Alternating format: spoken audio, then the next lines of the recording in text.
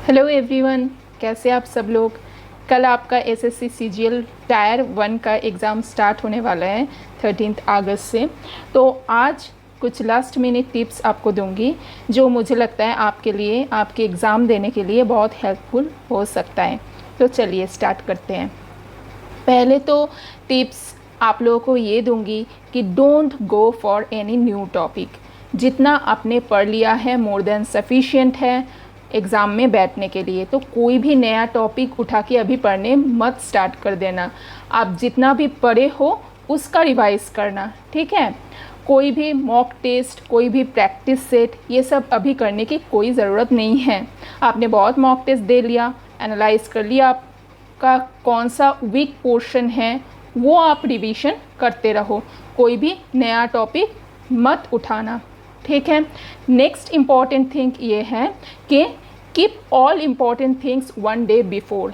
मतलब जिस दिन आपको एग्ज़ाम देने जाना है उसके पिछले वाले दिन आपका जो जो इम्पॉर्टेंट थिंग, मतलब एडमिट कार्ड या जो जो चीज़ आपको ले जाना है, वो मैंने एक पिछले वीडियो में डिस्कस कर दिया है कि क्या क्या थिंग्स आपको ले जाना है according to your admission certificate. तो वो चीज़ एक जगह पे इकट्ठा करके रख देना ताकि आप कुछ भूल ना जाओ जल्दबाजी में, क्योंकि एग्ज़ाम के दिन टेंशन तो रहता ही है थोड़ा बहुत, तो उसके लिए आप भूल जा सकते हो। तो पहले ही उसको साइड करके रख देना कि ये चीज़ मुझे ले जाना है, ठीक है। ये है। और क्या है, do first in which you are more comfortable. मतलब ये एग्ज़ाम देने टाइम है। एग्ज़ाम में आपका कौन सा 4 पार्ट आते हैं, जीके आते हैं, इंग्लिश आते हैं, मैथ्स और रीजनिंग आते हैं, ठीक है। तो जिसमें आप कंफर्टेबल हो उसी से आप एग्ज़ाम स्टार्ट करो। ये आपको कैसे पता चलेगा, आप मॉक टेस्ट दिए हो तो उसके अकॉर्डिंग आपको पता चल जाएगा कि आपका कौन सा पोर्शन स्ट्रॉन्ग है, तो उस पोर्शन से ही आपको स्टार्ट करना है। बट यहाँ पे मैं आपको एक सजेशन दूंगी, अकॉर्डिंग टू मी आपको मैथ्स से स्टार्ट करना चाहिए। मैथ्स या रीजनिंग, मतलब जिसमें कैलकुलेशन करना है आपको, उस सब्जेक्ट से आप अपना टेस्ट स्टार्ट करो। क्योंकि लास्ट में जो टाइम बचता है ना, उसमें कैलकुलेशन करना बहुत दिक्कत होता है। मेरा तो यही होता था एग्ज़ाम देते टाइम, ठीक है। जीके क्वेश्चन या इंग्लिश क्वेश्चन वो तो फटाफट से सॉल्व हो जाएगा, हाँ या ना में आंसर होगा। मतलब आपको आते हैं या नहीं आते हैं, कुछ कैलकुलेशन करके देखने की ज़रूरत नहीं पड़ेगा। तो वो आप लास्ट मोमेंट में कर सकते हो इन अ फ्यू सेकेंड्स। बट कोई मैथ्स का कैलकुलेशन करना उस टाइम, घंटे बजने टाइम, उस टाइम वो बहुत दिक्कत होता है, आपका हाथ ही नहीं चलेगा, ठीक है। तो मैथ्स और रीजनिंग जो कैलकुलेशन पोर्शन होता है वो आप पहले कर लो, बाकी 2 पोर्शन आप बात के लिए रख देना, ठीक है। ये है। और क्या है कि decide your respective time span for each part. मतलब जो ये 4 सेक्शन है ना, उसके लिए आप टाइम पहले से डिवाइड करके रखो कि इस पीरियड, मतलब मैथ्स का क्वेश्चन मैं इस टाइम में करूँगी, इससे ज़्यादा टाइम उसमें मैं नहीं लगाऊंगी। ये आप पहले से डिसाइड करके रखो। मैं इस बारे में एक सजेशन आपको दे सकती हूँ कि टोटल टाइमिंग कितना होता है, 60 मिनट्स 1 आवर का होता है। तो आप पकड़ लो कि 55 मिनट्स आपको टोटल है। 5 मिनट्स स्पेयर टाइम आप रख दो, ठीक है। कुछ चीज़ के लिए वो चला जाएगा, साइन करना, कुछ फिलअप करना, ये सब करते करते 5 मिनट आप रख दो उसके लिए। टोटल आपका एग्ज़ाम टाइमिंग 55 मिनट्स है, ठीक है। उसके लिए आप क्या करना है, पहले ही आप मैथ उठा लो। मैथ में आप 20 मिनट्स दोगे, इससे ज़्यादा टाइम नहीं दोगे, ठीक है। 20 मिनट्स में आप मैथ फिनिश करोगे। इसके बाद आते हैं आप करना रीजनिंग। रीजनिंग में आप दोगे 15 मिनट्स। उसके बाद आते हैं इंग्लिश। इंग्लिश में आप 12 मिनट्स से ज़्यादा मत रखना।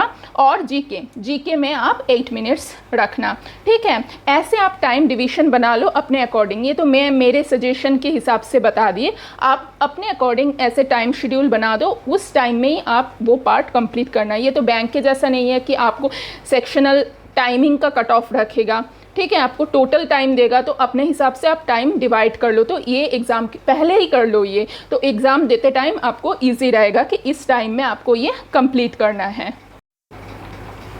अब एग्ज़ाम हॉल में read all the question, don't miss a single question, ठीक है। ये बहुत इम्पॉर्टेंट है, ठीक है। मान लो आप किसी क्वेश्चन में अटक गए हो तो वहाँ पे बैठे मत रहना, आपके पास एक मार्क ऑप्शन रहेगा, वो मार्क करके आप आगे निकल जाना कि ये मैं बाद में भी कर सकती हूँ। बट सारे क्वेश्चन एग्ज़ाम हॉल में पढ़ना, कोई भी क्वेश्चन मत छोड़ के जाना, क्योंकि लास्ट का क्वेश्चन भी आपको ईजी लग सकता है। तो हर सेक्शन में 25 क्वेश्चन ही आप एक बार गो थ्रू कर देना, कोई भी क्वेश्चन स्किप मत कर जाना, ये बहुत इंपॉर्टेंट है। अब मैं आपको बता देती हूँ कि सब्जेक्ट वाइज आपको रिवीजन कैसे करना है लास्ट मोमेंट में। जैसे पहले सब्जेक्ट है, आप पकड़ लीजिए मैथ्स। मैथ्स में आपको अभी क्या करना है, आप, मुझे लगता है आपने फार्मूला सारे एक जगह पे जॉट डाउन करके रखे हो। जो लोग प्रिपरेशन ले रहे हैं वो तो ये करते ही हैं, तो वो सारे फार्मूला को आप रिवाइज़ कर लो। कोई शॉर्ट ट्रिक आपने कहीं पे जॉट डाउन करके रखा हो तो वो रिवाइज़ कर लो। नया कुछ प्रैक्टिस मत करो, नया कोई टॉपिक मत खोलो, वो आप रिवीजन कर लो। कोई क्वेश्चन भी अभी प्रैक्टिस करने की ज़रूरत नहीं है। ये हो सकता है कि कोई इंपॉर्टेंट क्वेश्चन है, कुछ इंपॉर्टेंट ट्रिक्स है जो आपने कहीं पे मार्क करके रखा, उसको आप रिवीजन कर लो। जो आपसे होता नहीं होता है, पहले वीक हो तो आप किसी भी पोर्शन में, वो आप एक बार देख लो, बस कोई प्रैक्टिस करने की ज़रूरत नहीं है। ये गया मैथ्स। अब आते हैं रीजनिंग। ठीक है, रीजनिंग में भी कुछ कुछ ट्रिक्स होता है, जैसे total number of triangle, square एक ड्राइंग में जैसे निकालने के लिए देते हैं, वो सारे का जो ट्रिक्स होता है वो आपने जहाँ पे जॉट डाउन करके रखा है वो आप थोड़ा रिवाइज कर लो। ठीक है, अभी तक जितना भी किए हो रीजनिंग वो सही है, no need to further go. ठीक है, अब जो वीक पार्ट आपको लगता है वो भी यहाँ पे आप रिवाइज कर लो, बस दैट इज़ एनफ। फिर आते हैं इंग्लिश। इंग्लिश में आपको ग्रामर पोर्शन एक बार रिवाइज करना है। फिर आते हैं वन वर्ड ईडियम, वो भी आप जहाँ पे लिख के रखे हो या कहीं पे वीडियो देख के रखे हो कि सारे वन वर्ड सब्स्टिट्यूशन दिया हुआ है, ईडियम दिया हुआ है, या कोई बुक से पढ़ लो, तो वो एक बार आप गो थ्रू कर जाओ। और वोकाबुलरी के लिए तो अलग से कुछ पढ़ने की ज़रूरत नहीं है, इतने दिन तक जितना पढ़े हुए हो वही सफिशिएंट है, उसमें कुछ रिवीजन करके भी कोई फ़ायदा नहीं है। ये गया इंग्लिश का पार्ट। अब जीके का जो स्टैटिक पोर्शन होता है उसमें अगर आपने कुछ इंपॉर्टेंट चीज़ें कहीं पे लिख के रखे हो तो वो एक बार गो थ्रू करके जाओ, जैसे डांस फॉर्म हो गया या कुछ चीज़ जो आपको याद नहीं रहता है वो आप मार्क करके पहले रखे हो तो उसको एक बार देख लो। और करेंट अफेयर्स के लिए आप लास्ट 6 मंथ्स तो कर ही चुके हो, तो वहाँ पे भी कोई इंपॉर्टेंट चीज़ आप लिख के रखे हो तो वो एक बार देख के जाओ। और एक काम कर सकते हो कि करेंट अफेयर्स आपको एक साथ कई वीडियो में मिल जाए यूट्यूब में, तो वो एक बार आप जस्ट चला के कान पे ईयरफोन लगा के वो सुन सकते हो, क्योंकि ये एमसीक्यू टाइप क्वेश्चन है ना, तो एक बार सुनने में ही आपको ऑप्शन दिखने में वो याद आ जाएगा कि यही आंसर है।